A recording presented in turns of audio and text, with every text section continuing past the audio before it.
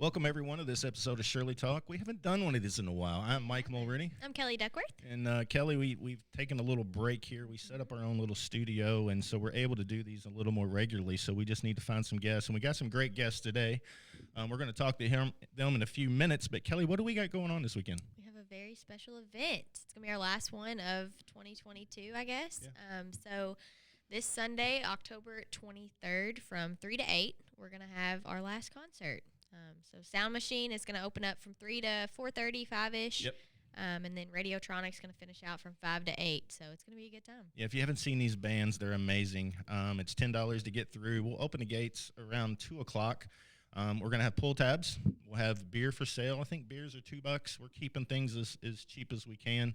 Our Metro Council people helped us with some help us raise the money to put this event on. So when we do that, we try to keep things as reasonable as possible. So we're not going to charge $15 for beer.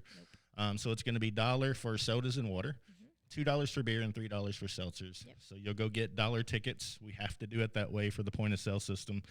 So you buy all your drink tickets for $1. Then when you go up to the beer tubs or whatever to get your drinks, you'll hand them the proper tickets. But it's going to be a good day. We're also going to have South End Barbecue and Christie's Cafe with their Wow. food trucks out there. Yeah, that was pretty good last month. Yeah, people love their food. South End Barbecue's got some of the best. They had some sausages that looked like fair sausages last time. Did you try one? Mm-mm. I didn't either. I The forgot. chicken nachos were awesome. They were. Yeah, Nachos, somebody yeah. else caught me the other day and said those nachos, they never had them before, and said they were amazing. They were. And then Christy, I didn't try it, but somebody was talking about her chicken and dumplings. It's amazing. I didn't get this way about not eating, so it's pretty amazing.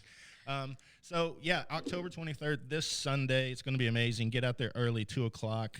We did this last month, and we had a really good crowd, and I think we're going to have an exceptional crowd because the weather's supposed to be beautiful. I hear that.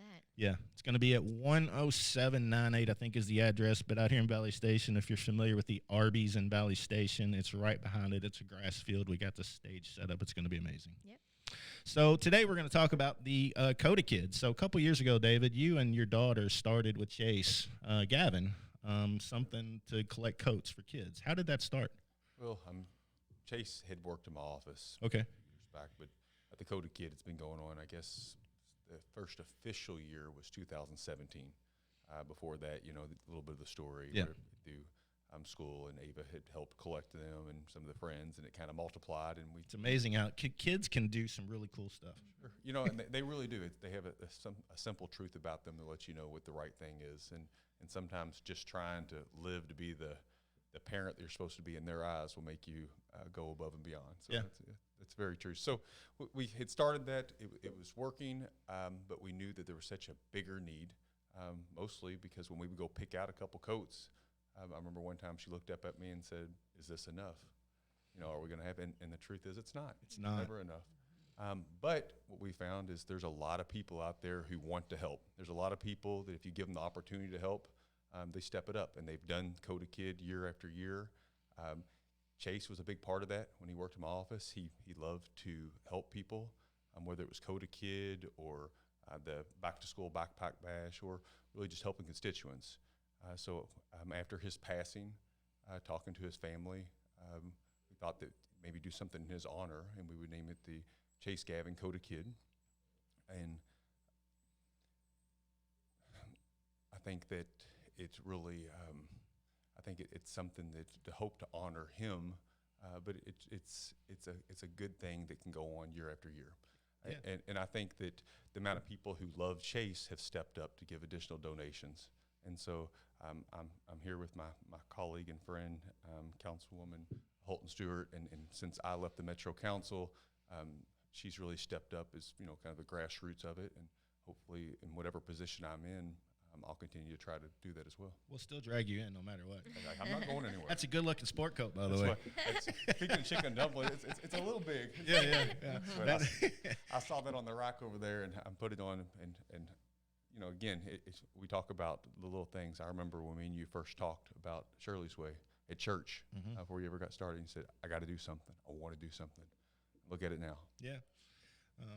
It's amazing if you can take an idea and morph it into something it's for the greater good, and that's why we kind of fit pretty well with this Coda Kid thing. You know, years ago I used to do a lot of work for, and Amy, you've worked in elementary schools or JCPS, not elementary, I don't think, but Yes, both elementary and high school. But I was shocked at how many kids don't have clothing. How many kids show up to school sometimes in the same clothes every day? Very true. And a lot of the counselors and stuff, they have a closet in the back that has socks and underwear and coats and the basic stuff that we take for granted every day. So you saw a lot of that in the school system, didn't you? Right. Well, those counselors are actually family resource and youth service center coordinators. They're in every school, and that's what I did in my past career. I was a family resource and youth service center coordinator. I worked at both Greenwood Elementary and at PRP High School, and I kept an abundance of clothes. I had a clothing closet at both schools. Yeah. So yes, it is really sad when a child doesn't have the clothes that they need or the coats that they need, and the schools are there to help. Yeah, it's, I talk to a lot of teachers, and a lot of teachers not only buy school supplies for their kids, but often when they see a kid in need, they'll go buy it themselves. So providing clothes like this in this way, coats, really helps the teachers as well, because they don't really typically have the money to go out and buy those things. Right. Well, teachers, they do bear a lot of that on themselves, and they're the ones that come to the family resource coordinators and say, this child really needs some clothes. If you can't help him out, if you can't find the clothes, I'm going to go out shopping myself. So teachers really do care about their kids, and it's very apparent when you work in the school system and you're there every day with these children. So yes, But we've seen, though, year after year, so many kids fall through the cracks, and it's really not fair to. And I guess we all have the teachers in our family that we love, and it's not fair to put that burden directly just on the teachers and the counselors, because a lot of the kids, they don't have somebody at home that love them. No. And sometimes they have someone at home that love them, but that just can't provide for them. Sometimes you have a grandmother with a lot of grandchildren, or even foster parents that otherwise can't do that. And a lot of the children, not only do they not have the coat they need, but they're bullied and victimized because of the inability to be able to to show up and have something. And so a lot of times what we realize is with the used coats and some of the clothes and stuff, the kids won't wear them. And you think, well, he or she's cold, she's whatnot. But to me, it's more they would rather avoid that bullying, have that dignity, and be cold. And so we thought, buy the Coda Kid. We help, I guess you help the resource officers, you help the teachers, but ultimately you help that child have a sense of pride. They have something that is new, that is theirs. Sometimes for some of these kids, and we found that sometimes it's the only thing that someone has actually given them, that it can be theirs, something they can be proud of. And so they said, well, why wouldn't you take the used coats? Why wouldn't it? This is just a little bit of a different program, because it's not only about coating that kid and keeping the kid warm, it's also about showing them the love and compassion of a community. And the person who hands it to them, a lot of times it's the resource officer, sometimes it's the teachers, but it's someone who cares. It helps build that relationship. And I think that's kind of the beauty of it, and I think that's what made it so cool to be able to name it after Chase Gavin, because that was something really beautiful about that man. Well, we'll cover this in a minute, but ChaseGavinCodaKid.org, if you want to go out there and donate and do that today. Kelly, we're going to have a table set up Sunday, correct? Yeah, at our concert. And we're going to collect new coats. Brand new. Yeah, so new coats, it doesn't set people back very far. Coats and things like that, even though a lot of things have gone up, still they're pretty reasonable. You can find ones that are $15, $20, $25, and the majority of the people today have the means to potentially do that as well. But if you don't want to go buy a coat, you can just donate at ChaseGavinCodaKid.org, or we'll have a table set up with a bucket. You can drop some money in, and we'll go buy it for you. So yeah, I would love to. You got That's what I some do every year. Yeah, It's my yeah. favorite thing. Let me just throw something out here too. So we know that elementary and middle school kids, they all need coats. So we're talking about youth sizes that might start, at size 6 on up. And middle school kids, of course, a lot of them are in adult sizes. So we take adult coats as well, correct? Absolutely. And so we want to make sure that we cover all kids. But here's something that I have learned and observed from teenagers, especially in the high schools. And I made sure today, because I reached out to a bunch of teenagers that I'm in a group text with. I said, you all really don't wear coats too much anymore, do you? And they're like, no, we wear oversized hoodies. So just kind of keep that in mind. That might be a good alternative for some high school students to wear these oversized hoodies. And I said, zipper or no zipper? And they said, nah, no zipper. It's so good to know. I didn't know that. So kids, it's true. I mean, I'm wearing a kids hoodie. I wear, like my hoodie. high school kids wear the oversized hoodies, instead of these big heavy coats nowadays. So I think that would be something really good to throw in the bucket here. I mean, we know a lot of shirt printers that do stuff and might have extra stuff that they bought for an event and they didn't print. So maybe we can get some of you folks that, oversized hoodies, they might have some set and wear in a warehouse they might want to get rid of that is brand new that have never been touched. We're looking for new. Again, like David said, we all went through school system and there's bullies out there and these kids bear the brunt of that. So that's the reason behind the new stuff, because they're just handing them out to them to give them something, to be proud of. It's true.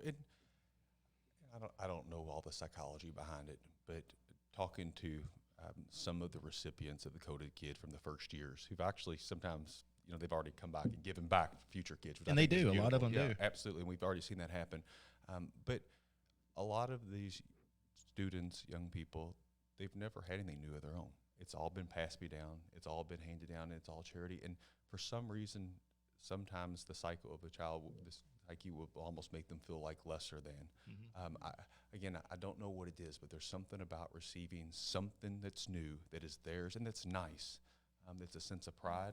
But also, if we want these children to be able to grow up, do good in the school system, and be positive things in our community, at some point the community's got to show some type of love and compassion.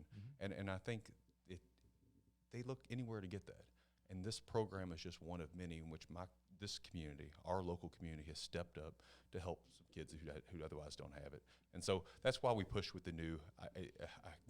I'm guaranteed we're going to have lots of people show up with not new stuff, and we'll find a place for it. But And that's this okay. program is for the new stuff. We're looking for new stuff, and we got a place that we can take the youth to. There's a ministry over here that does fabulous And they're work. extremely grateful for Yeah. everything they get. We took a bunch of stuff. We do a big party every January. We took a truckload of coats. Kelly did over to them. So, Yep. but I did quite a bit of work, charity work in these school systems. And Amy, you could probably speak to this, but the counselor, when I would go in there, they'd say, "All right, see that person, that kid over there, they slept on the floor last night at their aunt's house because their mom and dad weren't home, or see that they slept under the window last night because there was a drive-by shooting in the neighborhood." And I got a little bit of familiarity with our backgrounds, and I don't think, for the most part, we never dealt with that as a kid. So is that still kind of a problem sometimes, where kids sometimes they don't even know where they're going to sleep at night? Mike, it's a huge problem. It really is. It really is. Over the years, you wouldn't believe some of the things that I've seen. I've seen teenagers sleeping on a mattress with no sheets, no blankets, in the middle of a little tiny kitchen with broken glass all over the floor. I've seen two brothers abandoned by their parents who were just lucky enough to find a house and a floor to sleep on, a friend's house and a floor to sleep on. It happens quite often, actually, and it's really sad. There's a lot of kids in that same predicament. With the number of evictions that are taking place, families are broken up. Parents may have a place to take their young baby, but the older children are left to kind of fend for themselves. And so it is a big problem, and there's not enough places for these kids to go to sleep. So yes, they often find themselves sleeping on the couch or sleeping on a floor with a blanket and a pillow. I've even made tubs of clothing with sheets and blankets for these kids that don't have any place to go. So they at least have a tub to carry with them, because they don't have a suitcase. They don't have a chest or drawer. They don't have a chest or drawer, but I can give them a tub with clothing in it and with sheets and blankets and something that they can carry and say, "This is mine."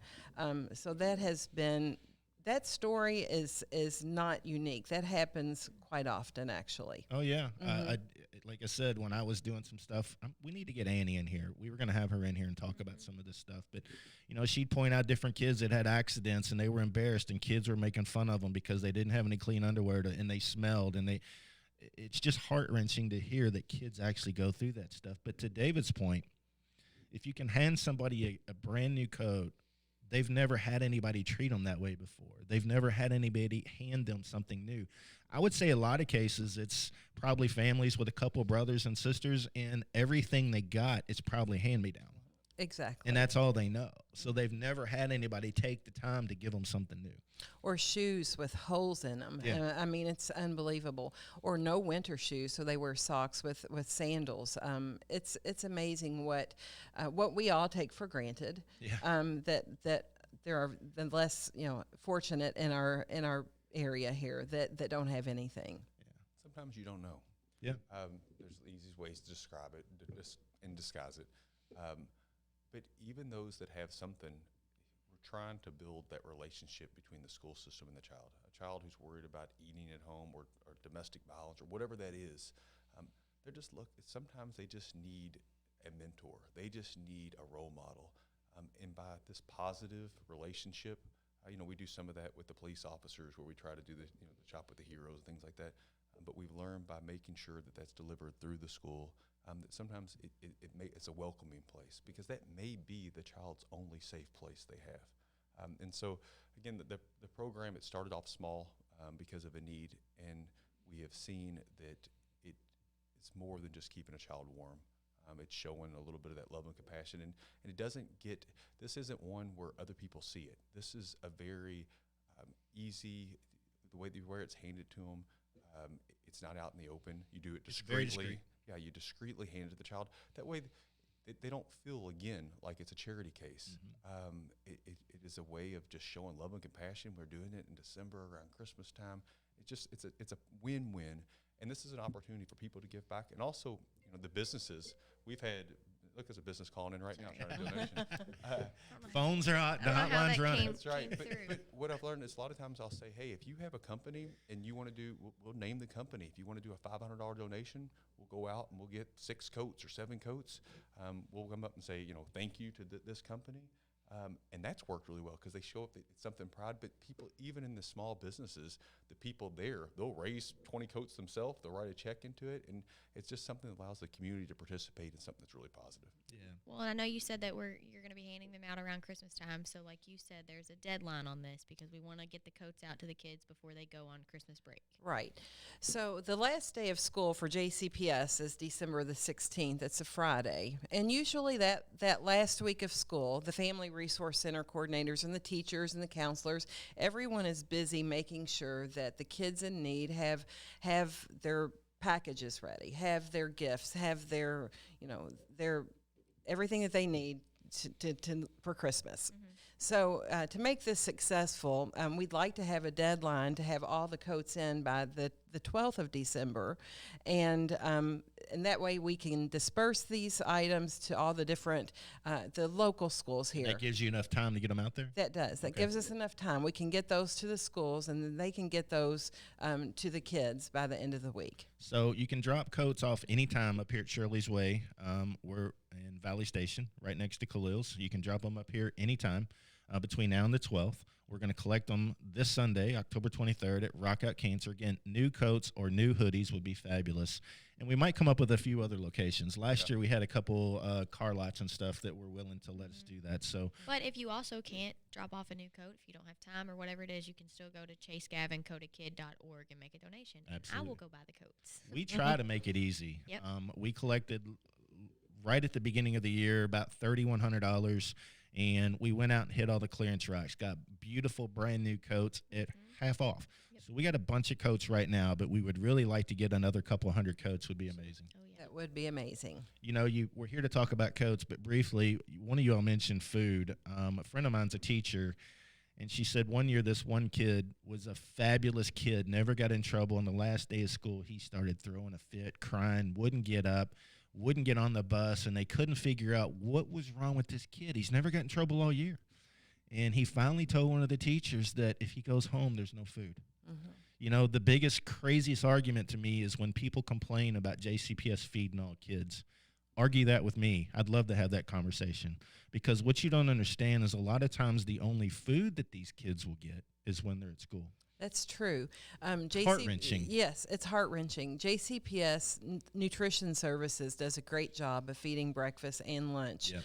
And they even have some programs at various schools where they can take a meal home with them at the end of the day if they're participating in something that's after school. So they do a great job of feeding our children, and then also the backpack program. But it's never enough.